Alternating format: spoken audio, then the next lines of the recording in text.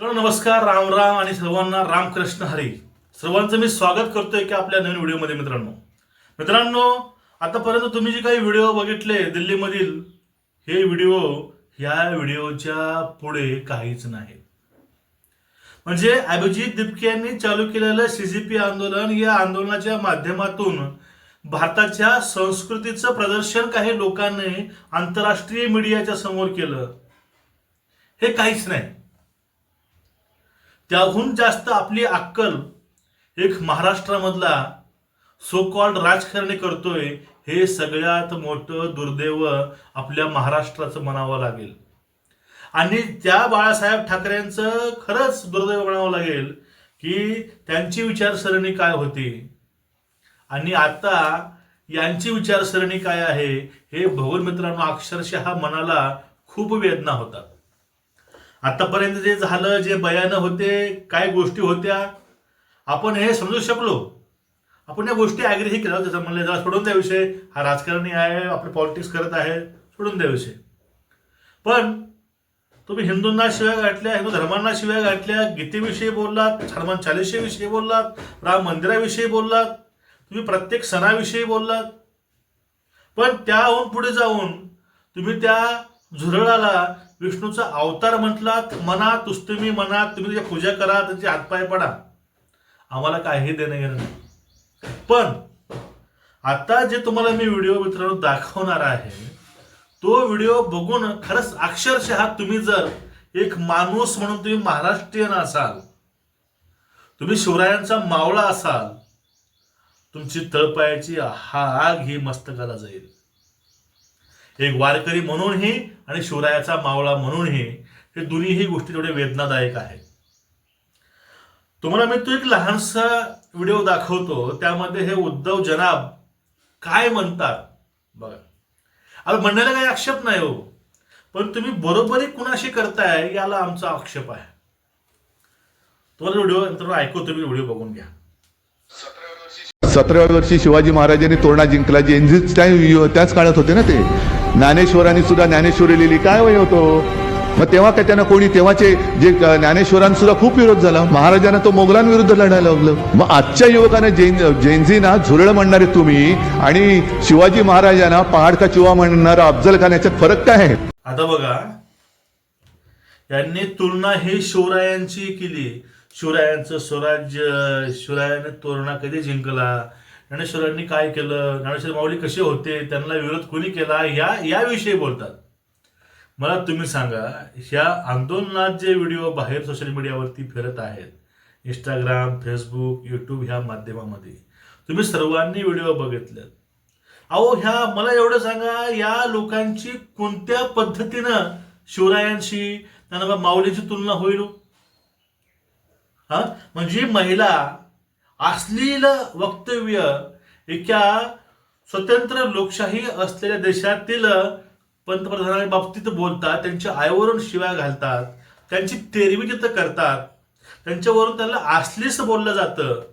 मोदींच्या आईला, मोदींच्या वडिलांना, मोदींच्या भावाला, बहिणीला आणि खास करून मोदींना.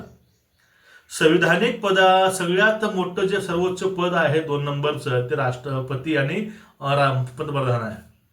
या मोठ्या पदावरील व्यक्तीची तुम्ही अशी अवहेलना करता आणि याहून पुढे जाऊन तुम्ही शिवीगाळ, तोडफोड, नेमकं तुम्ही त्या ठिकाणी हिंदू धर्मालाही शिव्या घालतात.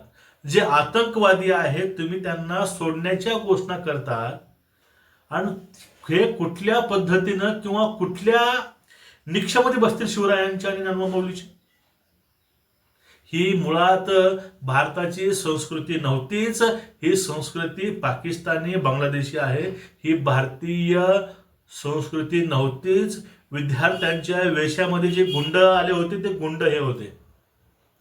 आणि ह्या गुंडाने हे केलेलं, हे गुंड कोणत्याही प्रकारे शिवरायांचे, ज्ञानोबा माऊलींचे वारसदार होऊ शकत नाही. त्यांची आणि यांची तुलना अजिबात होणार नाही. शिवराय होते, माऊली होते, यांची तुलना तुम्ही ह्या अशा नालायक आणि तुच्छ लोकांसोबत करताय. आणि ते तुम्ही पक्षप्रमुख असताना त्या उरलेल्या पक्षाचे म्हणजे चाटायची बघा सांगतो.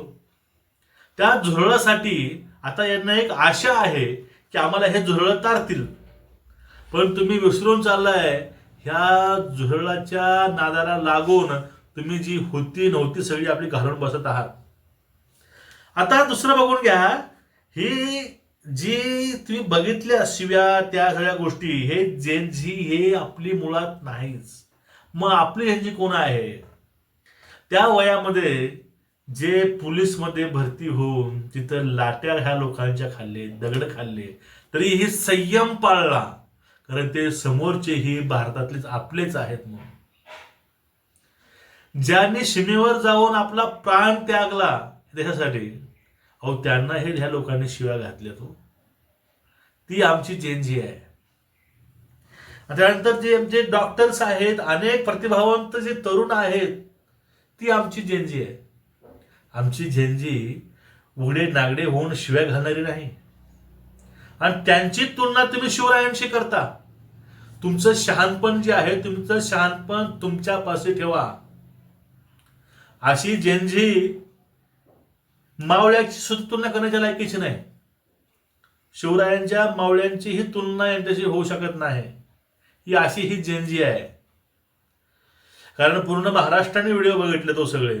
त्या मुली होत्या, काय ती मुलं होते, काय त्यांची भाषा होती, काय त्यांचे व्हिडिओ होते, काय ते शिव्या होत्या. एक भारतीय म्हणून या ठिकाणी तुम्ही पक्ष बघूच नका. पक्ष राजकारण ह्या गोष्टी सोडून तिथं जो काही हौदास घातला होता, माजवला होता, तुम्ही ते बघा. तुम्ही एक माणूस म्हणून तुम्हाला जर हा विचार आला नाही की हे सगळं चाललं होतं ते योग्य नव्हतं, एका आपल्या आजोबाच्या वयाच्या माणसाला आपण शिव्या घालतोय, तेही संविधानिक सर्वोच्च पदावरती आहे, याची आपली लाज आपल्याला वाटली पाहिजे. खऱ्याला खरं, खोट्याला खोटं म्हणायचं तुम्ही हिंमत ठेवा. पण चाटायचे म्हणून कुठपर्यंत चाटताय? आता आपला पक्ष फक्त घरापुरता उरलाय, मुंबईपुरता सुद्धा नाही. मुंबई सुद्धा आपली काही लोकांनी ठेवली नाही. का ठेवले नाही? त्यामुळे ठेवले नाही. तुम्ही राजकारण सोयीचं करता. तुम्हाला पाहिजे तेव्हा लोकांना जवळ घेता, लगेच त्यांना बाहेर काढता. मग आता जे काही हे ज्ञान पाजलं गेलं, कुणाला तुम्ही विष्णूचा अवतारच म्हणताय, त्याच्यात तुम्ही लोकांना शिवरायांची आणि माऊलींची तुम्ही उपमा देताय. शिवराय यांनी तोरणा जिंकला, यांनी हे केलं, त्यांनी ते केलं, त्यांना हे विरोध झाला. म्हणजे आताची ही जेनझी आहे, शिवाय घालणारी, अर्धी फिरणारी, म्हणजे यांच्यामध्ये आम्ही शिवरायांना बघायचं का? अरे काय विचार झाला तुमची? तुम्ही खरं सांगतो, जे काही पक्ष उरलाय ना, असं चालत राहिलं फक्त नावापुरतं राहून जाईल की अमुक बाबा ठाकरे राजकारणामध्ये होते. अवघड आहे सगळं, खूप खूप अवघड, भयंकर आहे. म्हणजे आपलेच लोक आपलीच कशी मारतात आणि आपल्याच महापुरुषाचा अपमान कसे करतात, यावर मोठं उदाहरण मला कुठलं आहे असं वाटत नाही. तुमचं एकूणच या महाशयावरती तुमचं मत काय मित्रांनो, नक्कीच व्यक्त व्हा आणि व्हिडिओला शेअर करा. कुणाला आपल्याला काही आर्थिक मदत करायची असेल, तुम्हाला डिस्क्रिप्शनमध्ये सगळे लिंक देऊन टाकतो, तुम्ही करू शकता. नमस्कार.